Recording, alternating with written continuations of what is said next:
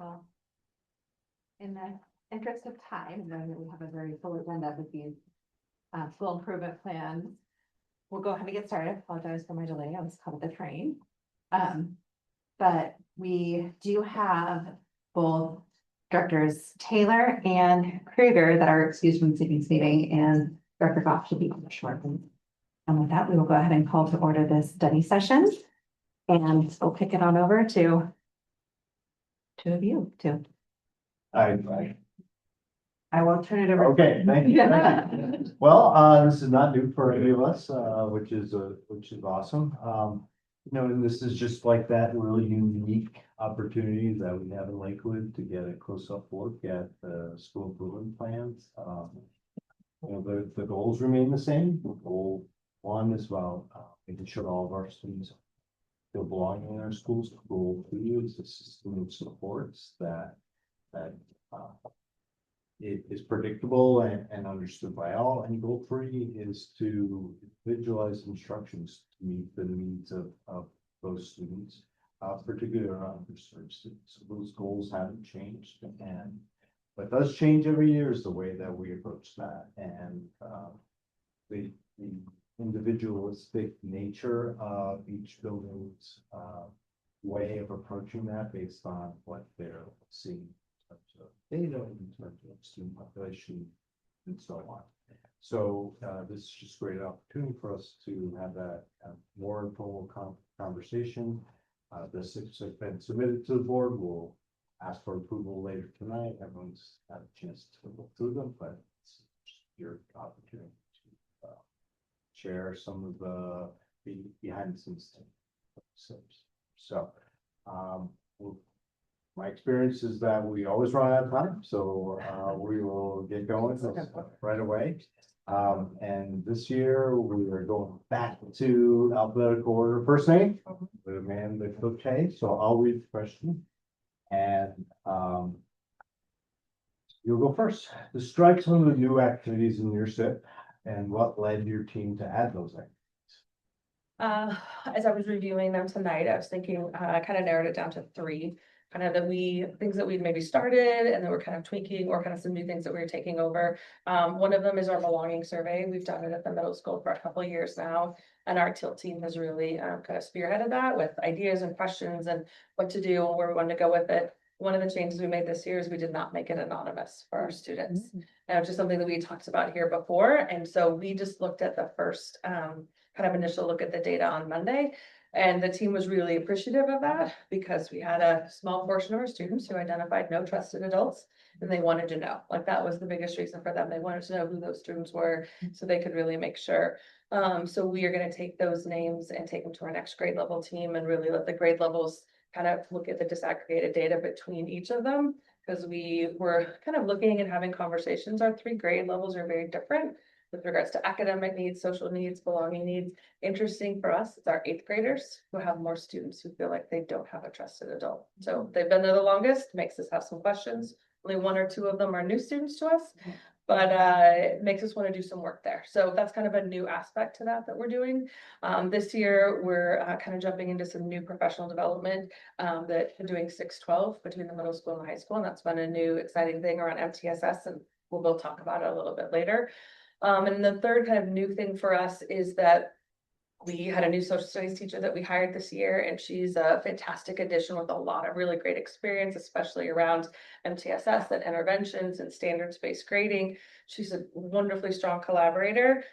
So Jim Barth works the magic, got them all common planning together, and our social studies team is spending some really focused time this year, tying all of their work to standards, tying their formative assessments to standards, and having common interventions and time and work that they do together. It's just been a really great, it's just been really great to work with them and to talk with them, and the excitement from the other teachers. I think when we did that interview, one of the teachers like, I think I could really learn a lot from her.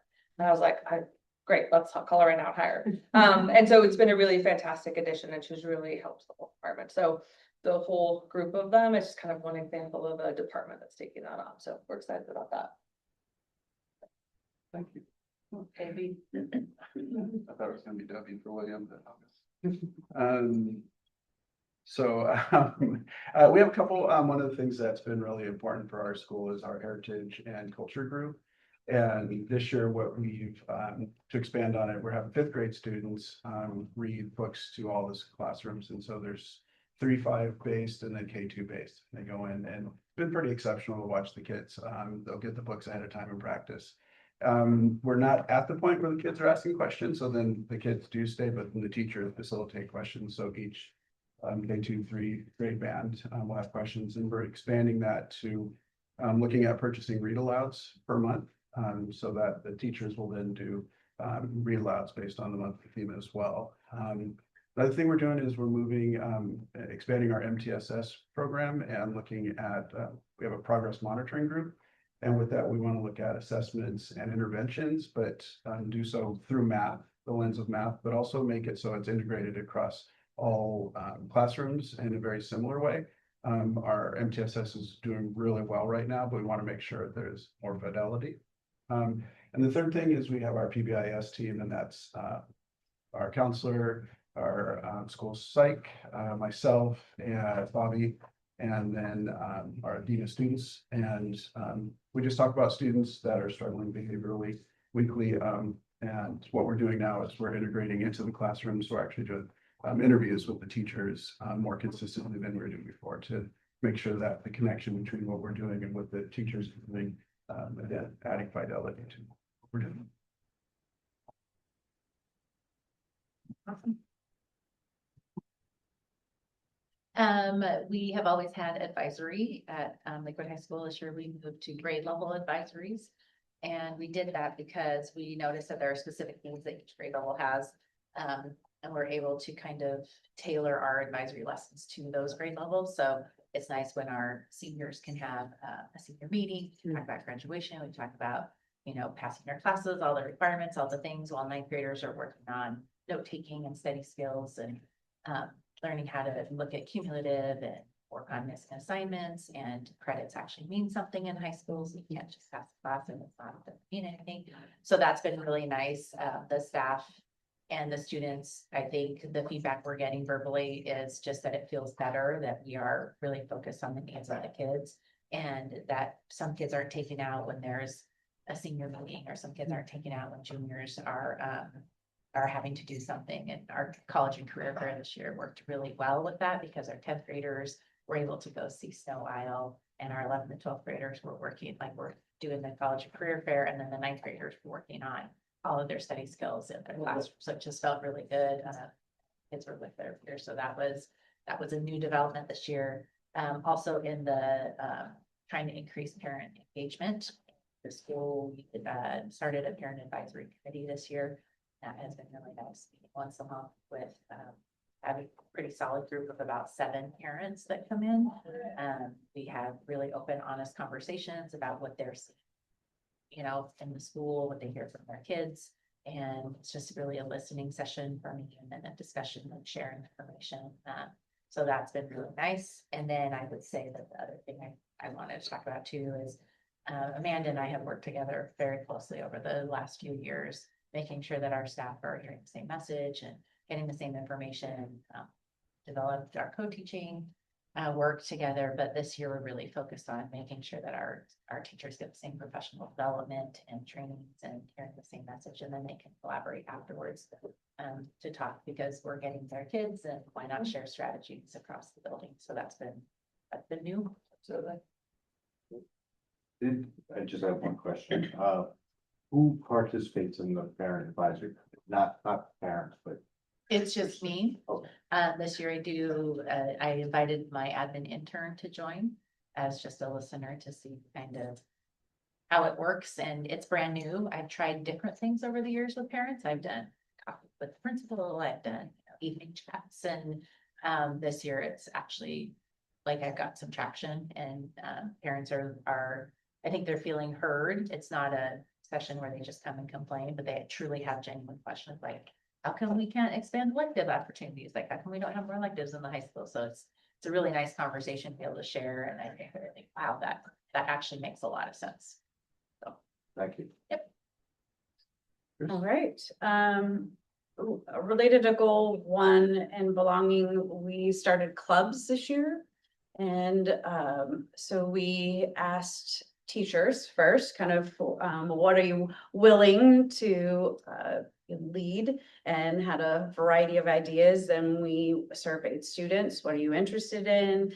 We had anything from balloon making to cooking classes, pottery going on. It was a lot of fun. And so we had our first club last month. It was a complete success. It's K-5 mixed groupings, so kids can get to know other students across the campus, interact with other teachers that they don't normally interact with, and we have another one right after winter break, so that's been a lot of fun.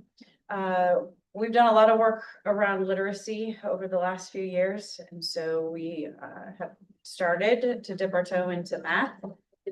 Teachers have expressed that they don't have a solid understanding of how to use our curriculum. The curriculum training was long ago, before I was here, and many of our staff are newer and so didn't benefit from that training.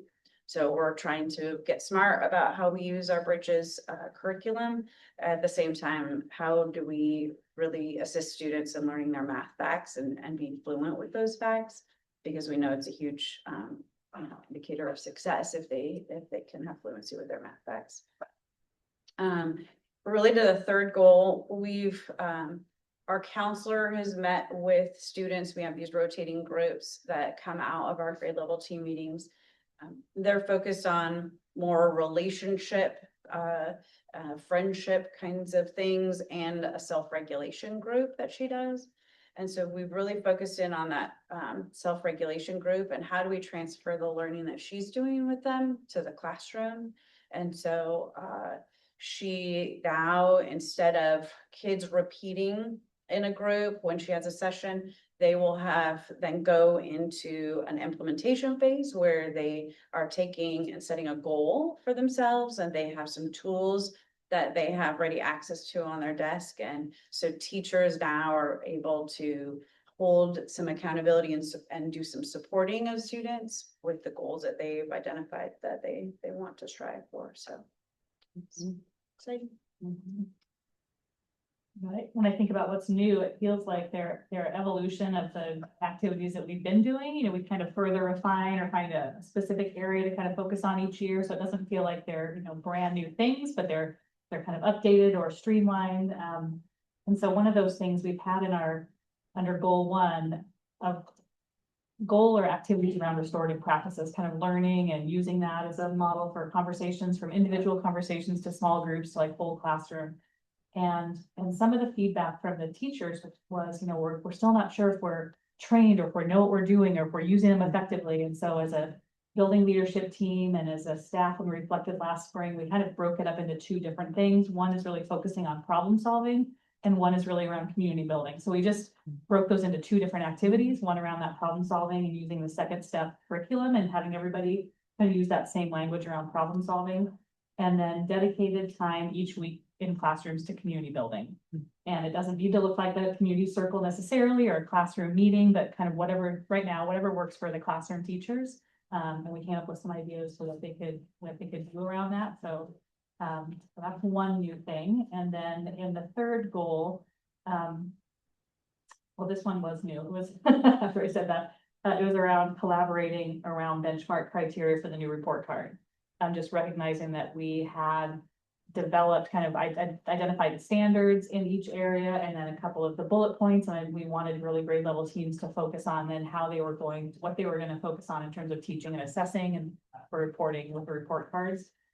So that was a new activity. And then we specified kind of learning more about and going deeper around inclusionary practices. It's kind of always been there in different ways, but really highlighting just that work around UDL and inclusionary practices, from using the framework to schedules and how we support students to spend the maximum amount of time in general education settings and using those inclusionary practices. Thank you. What exciting things going on. Number two, in terms of the three SIP goals, what I talked about at the beginning, assess your building's relative progress overall for each goal. So where are you in terms of your goals for belonging? Where are you in the goal? Implementing systems of success. And then what observations or evidence have led you to that assessment? I would say that of the three goals, we are further along in the belonging, because I think that really for us it starts with welcome to middle school night in the spring, and it's a Cougar Days, and it's all the way through. And so we've really, some of the things I'm going to talk about later about, the culture kickoff, the things that our students have done to really, the students are taking these ideas and making changes in order to increase the connection with their fellow students. We're changing some things about our winter social, and the whole idea was we want more students to be involved. We don't want there to be barriers, whether it's time or whether it's money. And so these are coming from students, which is really exciting to see. The other two are really going to be year-long works in progress.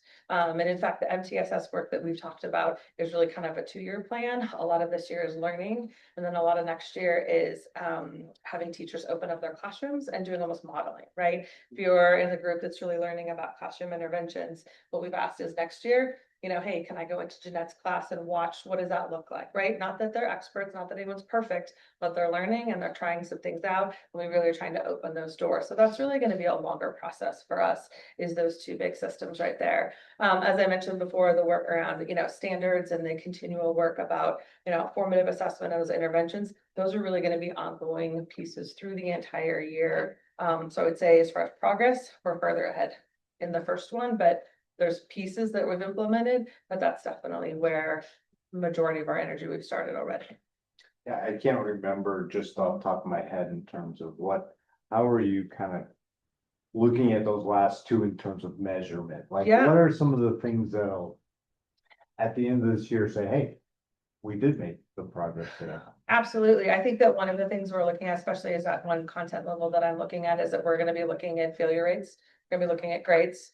Especially we look at our 7th grade, like Washington State history class, because that's a graduation requirement. And so the more of our students that we can get to have that check off before they get to high school, the better. So we're really going to be looking at that, and how are the purposeful instructional strategies and the interventions that they're doing in those classes. How are we seeing those results when it comes to their grades and the package rates there too? That's a quick question when you Yeah. mentioned like the 7th grade. Yeah. Class there. Yeah. If they do not pass that in 7th grade, do they have an opportunity at 8th grade to take it? Or So- do they have to wait till they get We to? tried something new this year. Okay. We like to try new things. So in the past, they have received a packet, maybe their senior year. Maybe. It's like, hey, remember 7th grade and you didn't pass this class, you need to do this. And as we agreed, like sometimes they don't always remember. I took Washington State history. So what we did is that Jeanette gave that to me and I sent it out to the students who did pass the class. And I sent some communication to parents, and I've picked 4 or 5 Fridays that are LEA Fridays. And I'm using our substitutes, and they are hosting study sessions. Yeah. And so we've had 2 of them already, and we've had multiple students come in and sit down with their packet, and they're working with one of our certificated subs to work on getting that done. And as soon as they get it done, they turn it into me, and then we check it off. And so we're trying that new this year, so we can kind of get some of those beforehand. So. And I would say sorry, can I That's okay. jump in on your Absolutely. answer to your question? That's it. I would say that when we had, say, 45 kids who come to 9th grade and they didn't pass Washington State history, and then senior year, we're like, okay, got to gather these 45 students.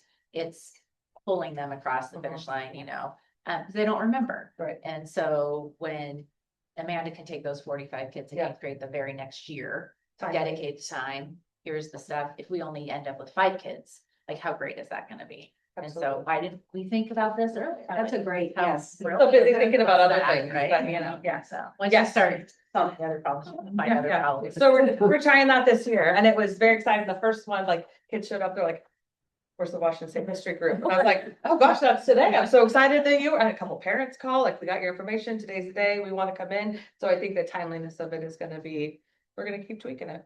It models it also for Yes. other students in the schools. Yes. That it's going to not maybe apply ourselves in the way we would hope in. Oh yeah, they're seventh going to grade, hear about That it. there is, Uh-huh. there's a follow-up the next Uh-huh. year while you're still here. Yes. So, Yes, there's a little follow-up. Yeah, and Yeah. that course does count towards, Yeah. Yes, yes, it does exactly. have significant weight when it comes Uh-huh. to. your- Hard to think about that graduation line when you're 5 years away, but. Yes, I yeah, know. Yeah, well, thank you. absolutely. Thank you. Bill? Yeah, I think we're doing well with the belonging as well, and a lot of that is the infrastructure. And so we have our heritage group. We also have our parent advisory group, and the nice thing that's bridging into the parent advisory group. They've all been very engaged, but now they're actually giving us very thoughtful feedback on what we're doing. And with that, that's helping us really try to develop our own goals.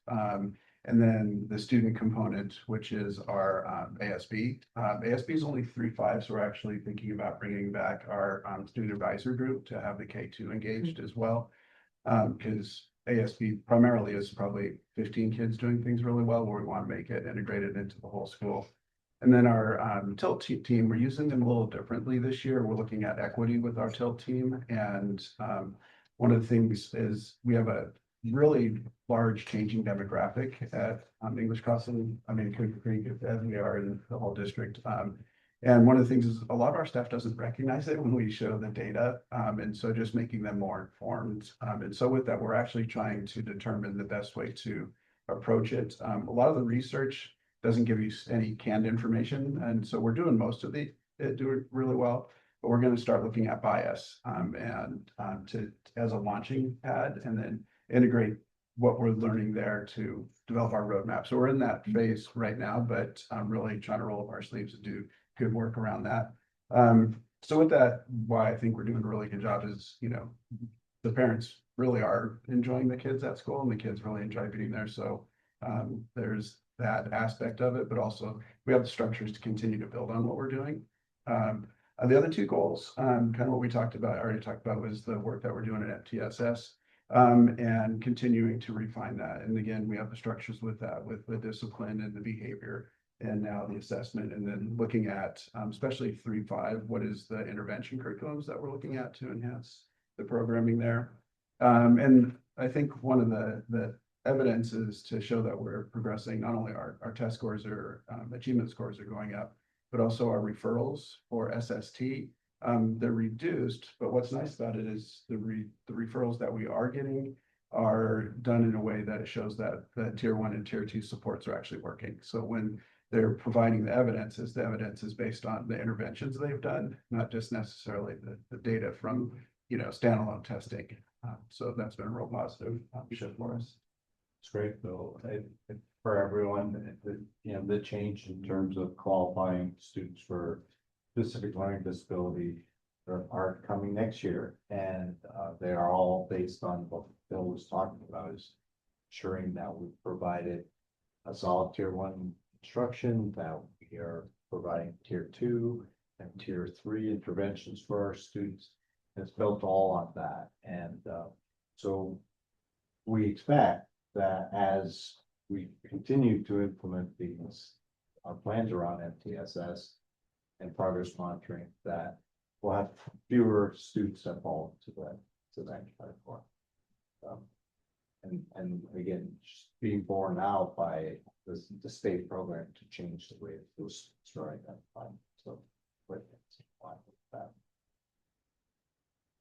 Jeanette, Jay. Well, I sense it here, but I would say that the belonging work that we've all been engaged in has been fantastic. We're all doing different things.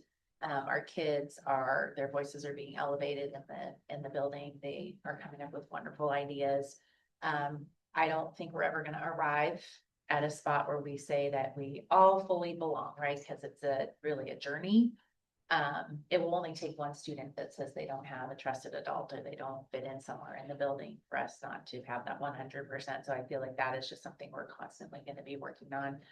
And I also think it depends on our population of students, and we constantly have new kids entering and kids leaving, and it's hard to kind of get a grasp on how are we engaging our new students? How are we welcoming those kids? And is that an adult thing? Is that a student thing? Is that a combination of those two things? And so I think that is definitely always on our mind when we see new kids walking in or kids leaving. Why are they leaving? Is it because they don't feel like they belong here? Is it because of whatever reason? So I think for me, that's one that, that I think about a lot, right? For the second goal, I would say, we at the high school level try really hard to strengthen our partnerships with outside programs to support our kids in their post-secondary choices. And we are, and you guys have heard me talk about this before, we do a lot of work with seniors, trying to make sure seniors graduate. But we know that that work should be starting down at kindergarten and, elementary and middle school. But our partnership with the Center for High School Success on ninth grade students on track has really supported our work in making sure that we start earlier. Focusing on students with 1 or 2 Fs all the time, because once we lift those students, that's only going to help the kids with 4 or 5 or 6 Fs, and they're going to come up to 3 or 4, and then we keep working on that. So the importance of all ninth graders ending that grade level with all of their credits, research has shown that odds of them graduating increases significantly. So that has been a lot of work that we've been doing the last 2 years. We received the grant for the second year this year. That was really good. And then I think for MTSS, we are doing a lot of work together. I would say that the high school probably is a 3-year plan more than a 2-year plan. Just because it's just more difficult when you get up into the grades for teachers to wrap their brains around what it looks like to have interventions in their classrooms as opposed to para support or a push up, so there's just pieces that we have to work on that elementary already has down, right? So I think that what we are doing well with is our inclusionary practices. I think our co-taught classes are really strong. I think our partnerships with our co-teachers are really strong. We have dedicated staff that really believe in those inclusionary practices and having co-taught classes. And so they are working really hard to ensure those students are successful. Just had a conversation today with one of my special ed teachers. He's like, man, it'd be great if we could get all of our kids that are on IEPs in these co-taught classes. It would be really great. And we will work our way towards that. So that's what I was thinking about. You said that even if one student doesn't experience a sensible. So how do you know? I guess is just the question I have. Yep. It's like, what is it that you guys are using as a metric to understand? The work we're doing with JED Forefront, that Lynn and I have been doing, we are done with that grant in June. This is our last 18 months. It's weird because we think in school years and other people think in calendar years. So I'm like, then there's fiscal years. So we're done in June with JED Forefront, and we did a survey with our students when we first started, and then we'll do another one, and we'll also do it with staff. I think for me, it's more just talking to kids when kids, like today, there was an altercation. School is so stupid, and he's new from California, and it was ironic. He got in trouble in California for fighting, but then now he's mad because he wants to fight him here. So, but when you get to know kids and have those conversations, like what's holding you back, or during an IEP meeting, or a 504 meeting, or a parent meeting, do you have a trusted adult? Well, no. Okay, how can we fix that? So it's nice to do surveys, I will say, and I don't think kids are always completely honest or take the time, but if they're with face to face, they're going to tell you, they're going to be really honest with you and tell you what's going on. So Thank you. When I think about the first goal, I think about the work that we've done with student leadership and our students leading our assemblies and whatnot, and the teams that our ASB has put together. And tomorrow we have an assembly, and our leaders will sit with their younger classes and serve as leaders in the assembly as well. So just kind of that evolution and kids coming up with new ideas of ways in which they can be leaders. It's pretty fun to see them really just embody that leadership. I would say a measurement as well around culture. I think on the whole, as a staff, we feel like the culture of our building is really shifting into a more positive place. When we look at behaviors and discipline, we still have a lot. But when we dig down to particular students, I mean, the number has shrunk. It's you know, a couple handfuls of kids that really struggle. But we have equal number of kids that we can say, hey, they used to be on that list and they no longer are.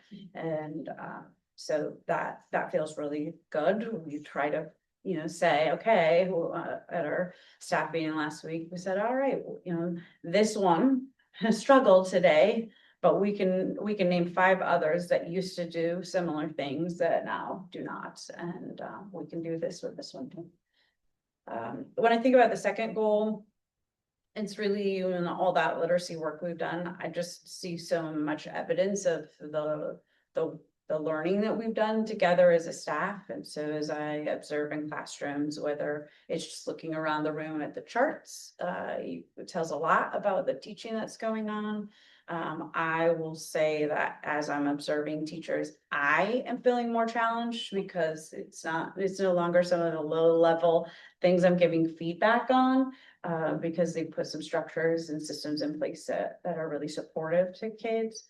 And this year we're really focused as a staff on student self-assessing, and most teachers have chosen 6 for their goal area, but that's a really challenging area to have kids be, you know, assessing themselves. And so that's what we're looking at for that goal.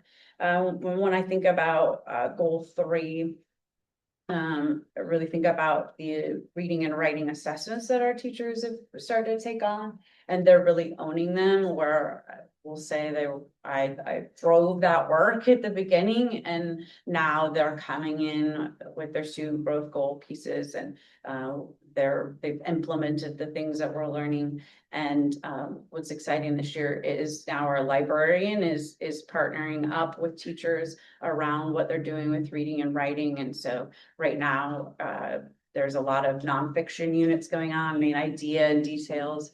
And so she is doing that work right alongside with kids. And so it's nice to see that just across our team. Yeah. That's why maybe you can even talk about like how that looks across disciplines, even like art. So how that shows up in the art speaks.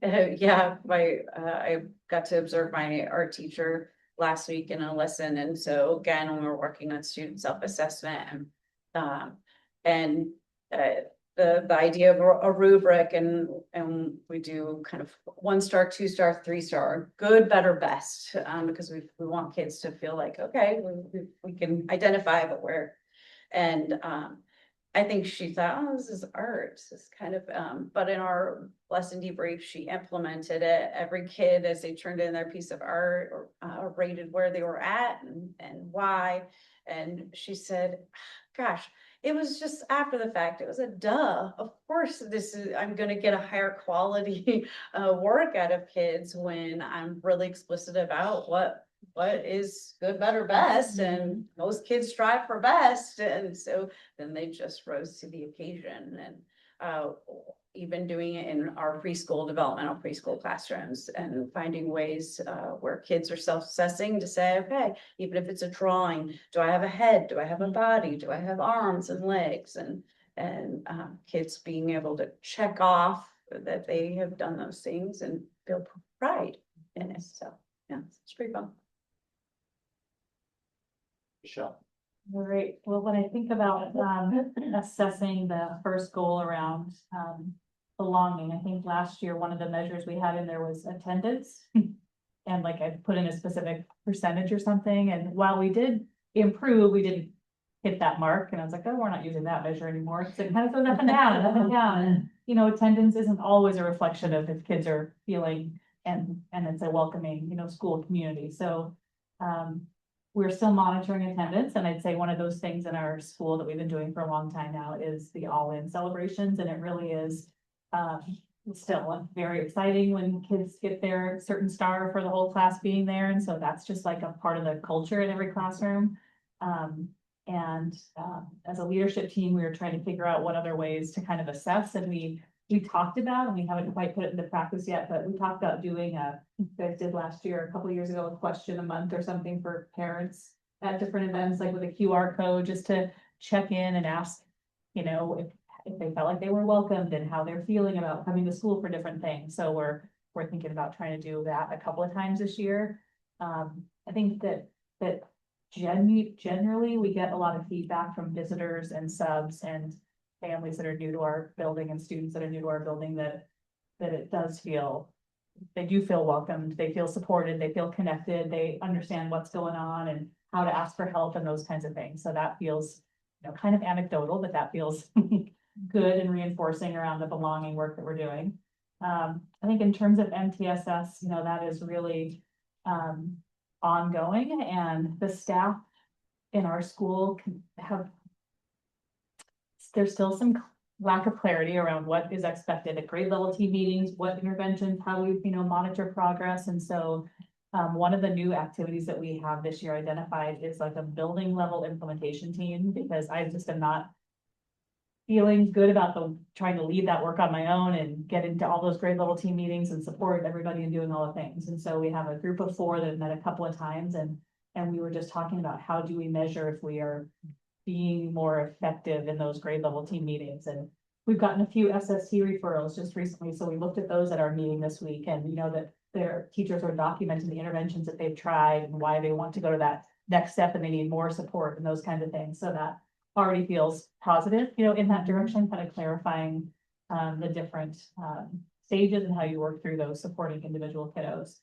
And then I'd say around the third goal, really, it's in our building been focused around students who receive ML services predominantly. I think adding inclusionary practices in there and thinking about students who both receive ML services or special ed services, just how to meet the needs of each individual learner, and that what is good for maybe that group of students who receive ML services is really good for all students, right?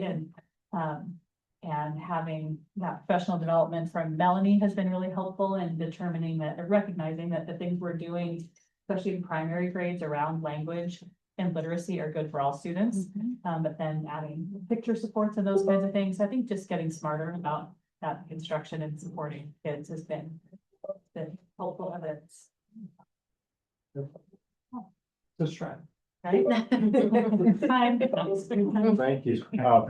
Yeah, just to add to the last part there about ML, I'm just looking at some data yesterday, because there's a report that we have to give to our families every year about the average number of years that a student in Lakewood participates in ML services. We're continually seeing that number drop year after year. Last year, 2024, 25. It's 5.8 years. Like state average is 5.3. We used to be like at close to 8 or 9. And so just that potential has been awesome. And I think that that's a hard one to catch too, because WIDA scores don't tell us everything about how well a student's progressing, but I think how long they need that support is an important data point. So everyone could use in the future. I think so, and looking at having teachers then look at even the WIDA scores and the different elements and then what it means, and it just because they might overall be, you know, a level 2, they might not be in each of the categories, and what does that mean, and how can they support students knowing a little bit more about the WIDA scores and the reports, and so that has been helpful as well. Okay, last question. Fortunately, seems like if you talk about all of this, keep going. But what are the next steps that you're building to take to enhance the effectiveness of multi-tiered system supports in your building? If you know, if it helps, you know, think about priorities, which one is the one you really need to hit on? Yes, all the choices. I wasn't gonna say all. Well, this is when I was gonna talk a little bit more about our professional development. So as we were talking last year, talking with our district level MTSS team, one of the things that we recognize, at least for secondary, as Jeanette talked about earlier, in classroom interventions is not something that some of our teachers were as comfortable with. Because depending on how long they've been teaching, depending on their experience, it's just not something that was really in their practice. And so we talked a lot about how do we help teachers learn, because it's just not something that was in their practice. They didn't learn it, in their education, they just hadn't done it before. And so we've been kind of brainstorming a lot about what does that look like for thoughtful, ongoing professional development for our teachers, where they got to say like, hey, here's the area around MTSS that I really need some extra help with. And so last spring, we developed a plan along with a couple of the teachers, one in my building and then one that we share, where teachers got to choose their topic area and then do some ongoing professional development through the year. So we started at the beginning of the year during the first 3 days, and we had some sessions here where the staff from 612 came together and they learned about classroom interventions. They learned about UDL, Universal Design for Learning, and they learned about equitable grading practices. And the idea was to learn and to think, which of these do I really want to focus my year on, and which one do I need to learn more about? And so we did that, and then they got to choose. And then we put up schedules through the course of the year where they have time during the early release Fridays to sit down and learn this work together. For my staff, I was like, I will buy resources, you do research together, and you tell me what it is that you want to learn. And so, for example, the classroom intervention group selected a book that's hacking classroom interventions for the secondary level. And they liked it because they're kind of broken down in small pieces. Each member of the group could kind of become an expert and share with each other. But I said the whole focus of this year is to learn together. You're going to read and you're going to learn and you're going to talk, and that's the whole focus. And then we're going to start to implement some things and share what you're learning with the rest of the staff. For us, we wanted something that could be ongoing, not something that we talked about at the beginning of the year and then never had a chance to come back to. So for me as a leader, I knew that I had to schedule that time, and I need to put it in their time during their contracted day and kind of put the structure together. So that's really a bigger ongoing work with MTSS that we're going to focus on over the next several years, and we'll continue. The other part of it, I think, is really just shoring up our grade level teams. How can we make those grade level teams in the time that we have together be very intentional? What data are we bringing together? Just making those data decisions is something that over the last couple of years, we've had to have ongoing conversations about.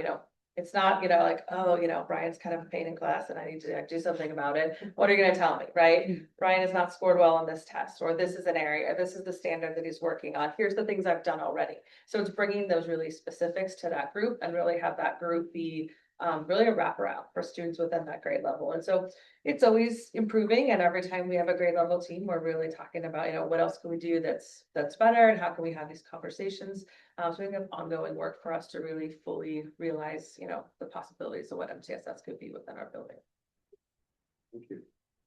Yeah, one of the things that we discovered along the way, and it was pretty obvious once we started doing the work with MTSS, is K2 has similar to Matt was saying, or always had the structures for interventions and effective tier 1 and tier 2 instruction, where 3-5 hasn't. Our teachers are working equally as hard, but they're working within the fidelity, implementing the curriculum with fidelity. And so there's not a lot of stops to check and do assessments and then do interventions. And so that's one of the big gaps right now is how are we intervening on 3-5? So the continued work will be enhancing what we're doing with K2, but bringing that into the 3-5. And so the nice thing is we already have highly effective models there. And then the other thing for Coon Creek specifically, I think we have a lot of good structures, but really looking at short and long-term goals that are data-based so that we can do our check-ins to make sure that the work we are doing is benefiting us and benefiting students. Thanks. We've had a lot of conversation with Jana, who's a title teacher there at the building, about it's really obvious what assessments we use for K2. It's been really obvious which ones. They're very specific to a skill, and we'll get to 3-5 and then even harder, right, when we get to 6-12, but little bites, right? And so just having a set list of assessments that they're going to use to measure their progress was just, they weren't there. They just weren't there, and they hadn't been adopted by our district. Just haven't been considered. So she put together a great package, and I know that that's helping, and I know that it still needs to be worked on, and we don't have that across all 3 buildings, but we understand, we recognize that is. It's actually really great to hear like continuity across all of the grade levels and that we're all working on similar things and that our struggles are similar to, which that actually feels good, right? Like that's realistic, not just getting misery doesn't want to come to, but it feels good that we're all kind of struggling with similar things. I'm not going to repeat everything Amanda said, so everything that she said is exactly what we're doing. But from that work, our combined work together, there is a real need in my building and my staff have voiced that they would love to have a circle back to a complete overview of the MTSS system.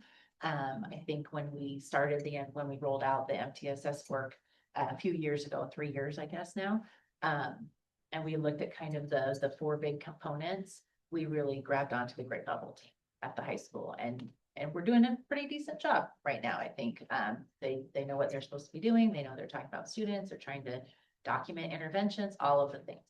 But I think they've kind of veered away a little bit from the big picture and the system. And so we're going to circle back and do an overview of this. Plus we have new staff, but an overview of the system, celebrate what we're doing well, and then kind of discuss what we need to continue to focus on and show that all of the professional development that we've asked them, whichever one they chose to learn about and how they want to learn, fits into that system. I think sometimes at the high school level, I won't speak for any other level, when you have that many kids running through your classroom, 160 to 180 per day, that kind of cycle through, 150 to however many, you're going fast, right? Like you're like, okay, I have all these kids that are coming through. And grade level team, and then you're not always thinking about the bigger pictures, we're pulling back together. But our focus will be on interventions because that is something that Anna said our teachers at the secondary level aren't great at. Because you have 50 minutes and your kids leave and then they come back and the next group comes and you have another 55 minutes. And so not always. So regrouping, celebrating, and then focusing. That's great. Yeah, I mean, Jeanette and Amanda and I have been talking a lot about this lately, and Jeanette keeps going back to that point of these pieces are just one isn't enough. You have to have we have identified as all the 4 pieces to make that work. Sometimes it takes more time to build one piece, but that doesn't mean you can't do the others. I think we need to do those too, and that's quite a challenge. So. Well, you do it alongside as you're doing really well here, you bring the other ones and then it's like, oh, wait, I have to do that too, right? So yeah, we just have to bring it all back together, that it's one big system and all of the pieces work together. Chris. Yeah, I think for us, we've spent a lot of time putting structures in place, and so the instructional pieces are there for our tier 1 instruction, for sure. We've had our grade level teams running. I think the challenge is we focus on one subject. There's a lot of subjects, and it takes a lot of time to have those conversations. So. What's the structure that helps us do this really efficiently and be able to toggle between various subjects that matter. The intervention piece, so we've got the structures in place of small group instruction and whatnot, but you run into you cap at your own personal knowledge, right? So if I knew how to help Amanda, I'd already be doing that, but she's a little bit tricky and I don't know what else to do. And so it's, building our skill level and our knowledge around how to intervene at the same time that we're engaging in interventions, but sometimes they're not the best match intervention, but we've really focused on putting the structures in place. And now we've got to refine, is the intervention I'm giving you one that matches the need? And if not, being transparent, I actually don't know what to do for Amanda and who could help me, or I've tried this thing and it doesn't seem to be working. So that's sort of where we're at, with the hope of coming up with if you're seeing this, then you might try these things, and conceptually that's where we'd love to go. We just building. Yep. I just want to interject, I think for our board, I think that there's an interesting nuance there that you probably already are caught that it's, not only adopting and implementing the curriculum methodology, but then utilizing a wide variety of assessments, which we may or may not have, to identify where the gaps are between what we have implemented and where the student is learning, and then having interventions that are aligned to those gaps that we may or may not own or know of, to then fill those gaps in a small group or individualized, setting. And then how do we do that on an iterative basis so that that student we can formatively assess, and then doing that, as Kristen said, so that might be in literacy and reading. But now we have math, and then we have writing and so the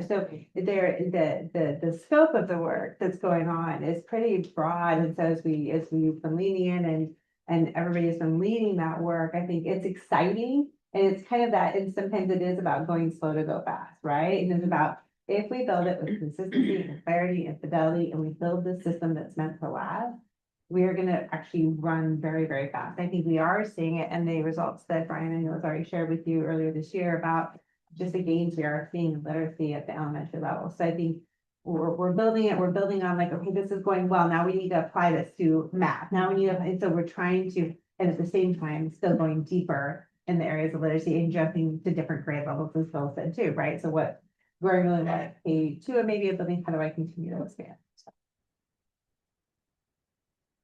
Exactly, I would add to it is there would be this assumption that when we choose an instructional material for a classroom or for a grade level or a set of grades, that it comes pre-made with interventions. Well, yeah, they don't. And when they say they do, it becomes almost a distraction from what we really.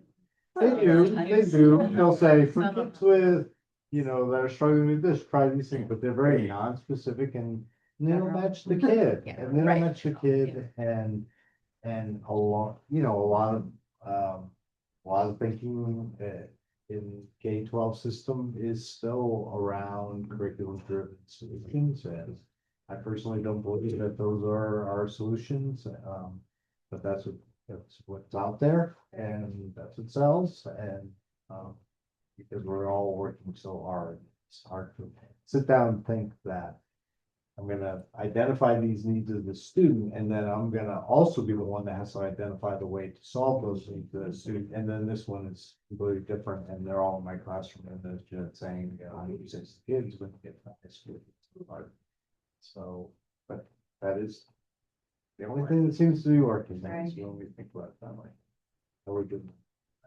Yeah. Just, finish up and give your closing statement. I think having a building level MTSS implementation team is our next step, because we do have some grade level teams that do run pretty efficiently. And I would say like primary around literacy, if they have a walk to read program, they meet every 4 to 6 weeks. They all bring the same data. They know what assessments, they talk about individual kiddos, they're changing groups. That's kind of dialed in, but other grade levels or other content areas or behavior, they don't always know what they're talking about, what assessments are we using, what interventions are there that we can try, what are next steps, and some of our grade levels are 2 people. So we're meeting all the time to talk, and then we're gonna come together and try to brainstorm like what else to do. And so it's not very robust, right? To have that be the place where you're trying to get that support and those answers. But we have focused on math a little bit the last couple of years, and we did identify fluency. And so last year we were kind of trying to focus on math fact fluency a little bit and figure out what that looked like and bring some data back to grade level teams and share what we were doing, kind of trying to get some vertical alignment. And that doesn't really work for everybody. So this year we changed it to strategies around math fact fluency, so that we're teaching the strategies that are in the Bridges curriculum.